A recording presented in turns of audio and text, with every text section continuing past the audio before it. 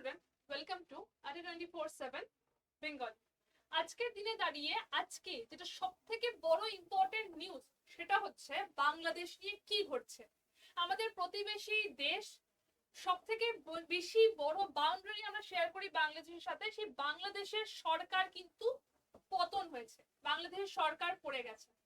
কি হয়েছে, কেন হয়েছে, সমস্ত কিছু আজকের এই সেশনটাতে আমরা ডিসকাস করবো। যারা যারা ক্লাসে আছো অবশ্যই লিঙ্কটা কিন্তু শেয়ার করে দেবে। এতক্ষণ ধরে তোমরা জেনে গেছো যে বাংলাদেশে আগে থেকে প্রচুর প্রোটেস্ট হচ্ছিল। কিসের জন্য হচ্ছিল? একটা কোড ছিল ওদের, কোডটা না মেধা, আমি এটার উপরও তোমাদের সেশন করেছিলাম, যেখানে বাংলাদেশের মানুষেরা কোটার এগেনস্টে আন্দোলন করেছিল। কিরকম কোটা ছিল, কিরকম কোটা ওখানে জানা ছিল, আমি এটা দিয়েও তোমাদেরকে বলবো। বাংলাদেশে যেটা ছিল সেটা ছিল টোটাল রিজার্ভেশন ছিল 56%। 56% রিজার্ভেশন ছিল। তার মধ্যে 30% ছিল যারা সেখানকার মুক্তিযোদ্ধা ছিল, তাদের যারা রিলেটিভ, তাদের জন্য ছিল 30%। 10% ছিল ওমেনদের জন্য, 10% ছিল যারা আন্ডার ডেভেলপ ডিস্ট্রিক্টে, এবং এছাড়া 1% ছিল যাদের ডিসেবিলিটি রয়েছে তাদের জন্য। তো টোটাল এতটা গভর্নমেন্টের কোটা ছিল। সেই কোটার এগেনস্টে বাংলাদেশে প্রোটেস্ট শুরু হয়, এবং সেই প্রোটেস্টের মূল বক্তব্য ছিল যে মেধাকে বেশি জোর দেওয়া উচিত। অ্যাটলিস্ট এই যে 30% মুক্তিযোদ্ধাদের রিলেটিভ বলবো না, উত্তরসূরি, মুক্তিযোদ্ধাদের উত্তরসূরি যারা আছে তাদের জন্য যে 30% রিজার্ভ করে রাখা রয়েছে সেইটাকে বন্ধ করা হোক, এই জন্য তারা প্রোটেস্ট করলো। প্রোটেস্ট শুরু হলো, প্রথমে 6 জন, 10 জন, এরকম করে প্রত্যেকদিন এই আন্দোলনটা ধীরে ধীরে বাড়তে থাকলো, এবং প্রত্যেক দিন কিছু সংখ্যক বাংলাদেশি মানুষ মারা গেলেন, শহীদ হলেন। এই যে ছবিটা দেখাচ্ছি এখানে, ওনার বিশ্বাস ছিল যে নিশ্চয় গুলি করবে না, আমি বুক পেতে দাঁড়িয়ে আছি ঠিক আছে, কিন্তু নিশ্চয় গুলি করবে না, বাট সেটাও হয়েছে।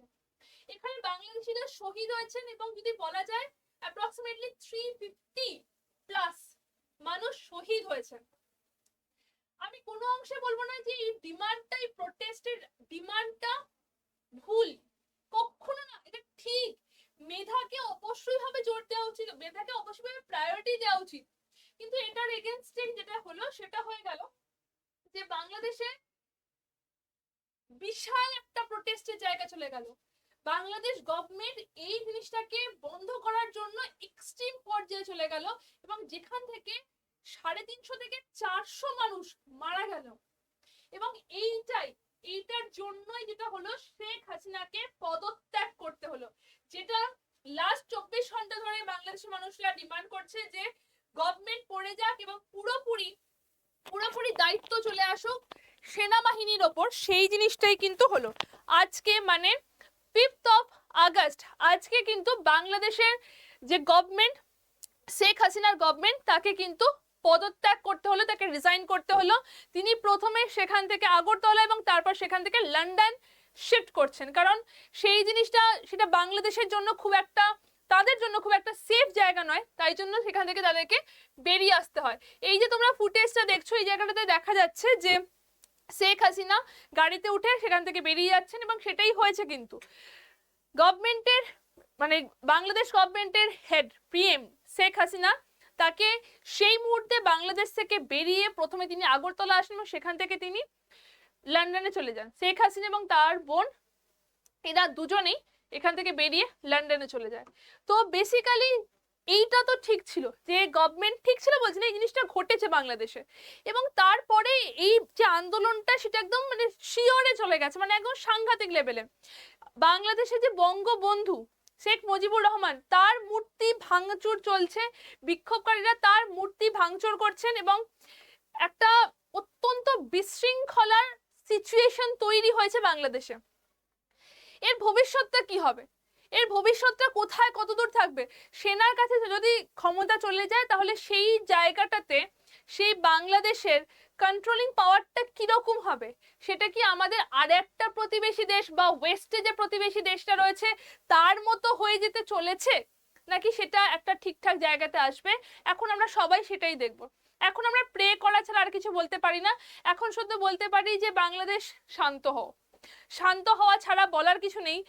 এতদিনের এত এত এত প্রতিবাদ, এত মানুষের কান্না, এত মায়ের কোল খালি হওয়া, সেই জায়গাটা থেকে সেই প্রোটেস্টটা কিন্তু অনেক অনেক অর্থে সফল হয়েছে, কারণ বাংলাদেশের সরকার পড়ে গেছে। কিন্তু এই যে বিক্ষোভটা এখন চলছে সেটা নট নিডেড, সেটা থেকে শান্ত হওয়া দরকার, এবং এটাই আজকের পুরোপুরি বলার। এই পুরো জিনিসগুলোকে না ঠিক করে দিতে পারে সেখানকার যারা আধিকারিক রয়েছে তারা, কারণ তারা যদি ঠিকঠাক থাকে পুরো জিনিসটা ঠিক হতে পারে। এবং সেই আধিকারিকই হচ্ছে, যেটা ভারতের কথা আমরা বলি, সেটা হচ্ছে WBCS। তো WBCS এর জন্য আমাদের এই পদগুলো রয়েছে, এবং তার জন্য রয়েছে আমাদের অ্যাপ, যেটা পুরোপুরি ফ্রিতে। তোমরা আমাদের অ্যাপটাকে ডাউনলোড করে নিও, এবং আমাদের অ্যাপের মধ্যে অনেক কিছু ফ্রি কন্টেন্ট রয়েছে। WBCS টপার, আড্ডা24/7 বেঙ্গল এবং রেল পুলিশ, এই চ্যানেলগুলোকে অবশ্যই ভাবে সাবস্ক্রাইব করে রেখো এই ধরনের কারেন্ট অ্যাফেয়ার্স বেসড টপিক তোমরা জানতে পারার জন্য। এবং এখন আবার বলবো, একটা জিনিসই শুধু বলতে পারি, বাংলাদেশের মানুষ যদি কেউ দেখে থাকেন তাহলে বলবো শান্ত হন। আমরা পাশে থাকার চেষ্টা করব। আপনাদের যা লস সেটা হয়তো আমরা ফুলফিল করতে পারবো না, পারবোই না, মানে হয়তো কোনো জায়গা নেই সেটা ফুলফিল করা যাবে না, কিন্তু তবুও শান্ত হয়ে আবার আগের জায়গায় ফিরে আসতে হবে, আবার ঠিকঠাক করে জীবনযাপন শুরু করতে হবে। এটাই বলে আজকের সেশনটাকে শেষ করব। সবাই ভালো থাকবেন।